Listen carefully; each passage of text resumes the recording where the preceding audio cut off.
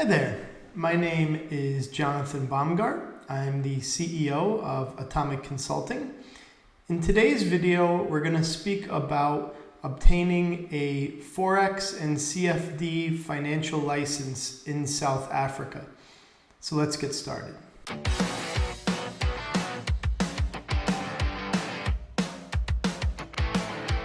So the subject of this video is South Africa, and what I want to do is provide an overview of the region, discuss the different license types, and then go over the advantages that you have in obtaining this license, including timelines and some estimate of costs as well.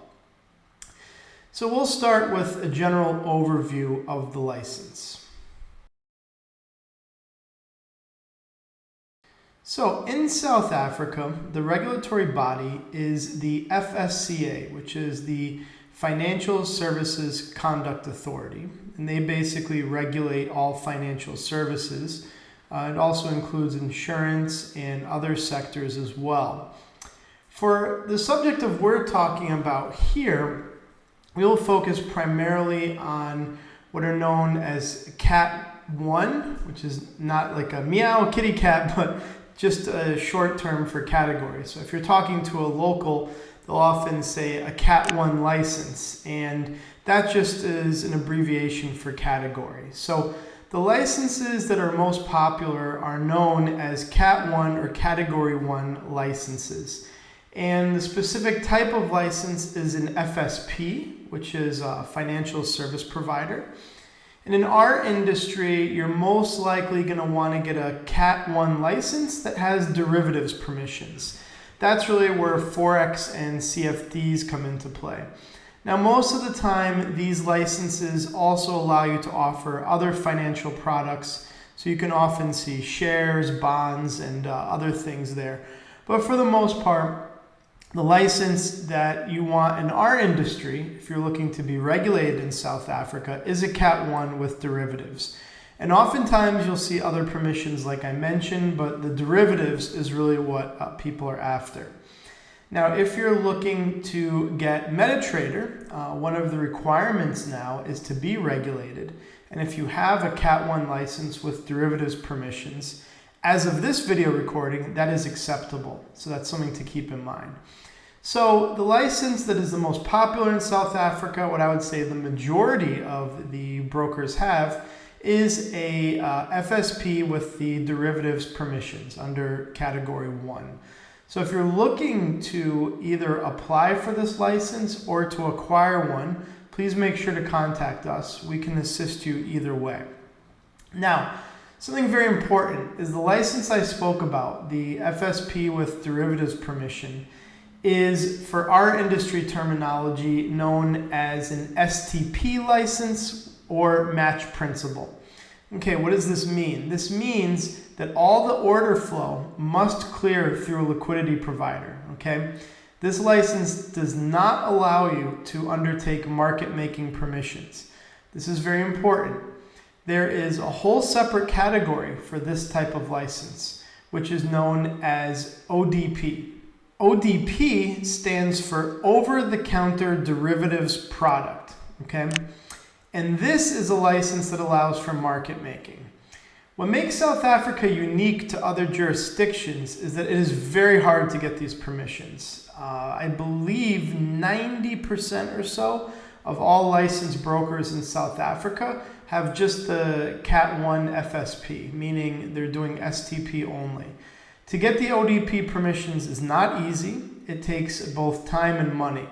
Now, we have the local expertise and knowledge where we can assist you with that, but it's best to reach out to our team and discuss with myself or one of our consultants because it is not an easy process. And if you're looking to get licensed in South Africa, most likely you're going to consider what I spoke about and what I keep repeating is the Category 1 FSP. That's what most people get. I wouldn't rule out ODP. It is just not so easy to get. And unlike a jurisdiction like Cyprus, where you can apply for these two and it's more or less the same process, in South Africa it's much different.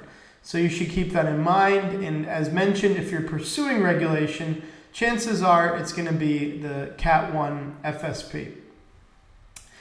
So that's a very, very fast overview of just the regulatory landscape. Now I want to speak a little bit more about the costs and the process of setting up the license in South Africa. So to set up a license in South Africa, there's two ways. And South Africa is very, very unique in terms of how you can get this license and how it's operated. So to start, what makes South Africa unique to most regions is there's no specific paid up capital. So unlike, let's say, Mauritius, which as of this recording is 33,000 US dollars, give or take, or a place like Cyprus, where if you wanted a market making license, it's 750,000 euros. In South Africa, you basically set your own capital, which depends on operating expenses that you estimate. So you can more or less set what you want. There's no specific number. That's what makes South Africa interesting. Now, in terms of operating the license, you do need to have an office. You have to have a registered address. You do need local accounting, compliance. And what makes South Africa unique is that you need what's called a key individual. Now, I've written a separate article on this subject, which I will link to in the video. But this is necessary for all the Cat 1 FSP licenses. I won't go into too much detail. I'll reference the article, but our team can help you find a key individual, and whether you want to acquire a license or apply for one, we can assist you in both ways. So you don't have to worry about this too much, but it is unique to this region. There's really not an equivalent in other jurisdictions that I'm familiar with. You just have to understand that each license must appoint a key individual, and that's something we can help out with. To just give you an idea of the costs, this is the main point I want to come to. There's no capital requirements per se. You set them. And all you need to worry about is paying the key individual, paying for the office, and then compliance accounting, which very much depend on how you operate the business. And that's it. Those are really the only costs that you will face when you are setting up a broker in South Africa. Now, there are two ways to get a license. You can apply from scratch, but I will say that from our estimates, this takes quite a long time, especially if you don't have anyone local who's in the company. Meaning if you apply as an outsider, non-native to South Africa, it'll take quite a long time. This makes acquisitions quite interesting, and many of the clients that we work with end up acquiring the license in South Africa. The reason, and this is what makes South Africa very unique, is it's quite fast. You can be an owner of a license in a couple of weeks' time, and the entire name change and ownership process will take about a month. And there's, as of this video recording, no jurisdiction that comes even close to that. It is very fast to acquire a license in South Africa, which is interesting because if you apply for one, it takes quite a while. So as a result, because it takes so long to apply for a license from scratch, there is a fair amount of demand to acquire a license. And if you are interested in quickly getting licensed in South Africa, please contact us and we will let you know if we have any licenses available. So that's just a quick overview on the process. Now I want to discuss some of the advantages, some of the reasons you may want to consider being regulated in South Africa. So as far as advantages go, one of them is if you're looking to acquire MetaTrader, as of this recording, you must be regulated somewhere in order to get MT5, as MT4 is no longer available. Well, if you quickly wanted to get MT5, there's no faster place than South Africa. So if you acquire a license, you can get MT5 very quickly, and our team can even help you set up the entire process. That's a major advantage. Another is the speed and acquisition, which is kind of what I already hinted at. But even if you don't want MetaTrader, if you want to get licensed somewhere in the world quickly, there's no faster place in South Africa. So if your broker just wants some type of regulation, this is the place to go. It's a very quick process, and we have the local expertise. Other advantages are what I mentioned previously, is that there's no set capital requirements, so you save money. Keep in mind that in most jurisdictions, you have to put some capital up. It can be as low as around 33,000 in Mauritius, all the way up to almost £1 million if you want to get an FCA license. The downside is you don't earn any interest in that money while it sits there. It's just frozen money that you can't do anything with. So you save a lot in terms of capital requirements by operating out of South Africa. Also, it's relatively inexpensive to operate because you don't need a massive team there. You just need the key individual that I referenced, some accounting, compliance. Relative to other jurisdictions, especially in Europe, it's very cost effective to operate. Now, here are a few limitations of the regions that you should consider as well. So, what are some of the limitations? Well, I hinted at ODP, the type of license you need if you want to do market making. This is not an easy license to get. It takes time and money. So if you wanted market making, I don't recommend South Africa. I would actually suggest a different jurisdiction. Additionally, it is a bit difficult on the payment side. While we could help you with banking options, you should be aware that there are exchange controls in South Africa. So if you want to move money back and forth, that will pose a challenge. It's not impossible, but it is not an ideal region if you're looking to take deposits from all over the world. I would actually not recommend South Africa for this. However, if you are looking to target local business, this is the best license for that. So on the payment and banking side, we can assist you locally, and it is a great region if you want to target Africa.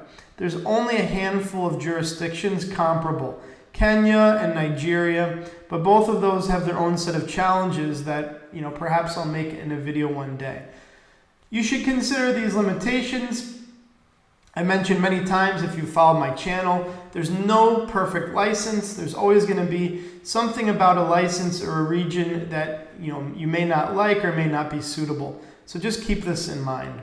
So now I'd like to summarize South Africa and just give you some parting thoughts about the region.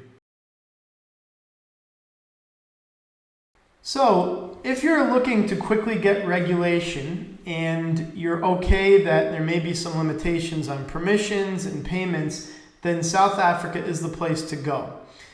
Luckily, our team can help you. We have a local team there. We can assist you with all aspects of the license. If you'd like to apply for a license, just bear in mind it does take a long time, so you may want to consider the idea of acquiring a license.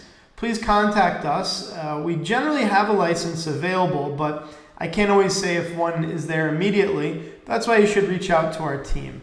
In general, I think South Africa is a good region if you wanted to get quick regulation via an acquisition, or if you wanted to have some kind of footprint in Africa.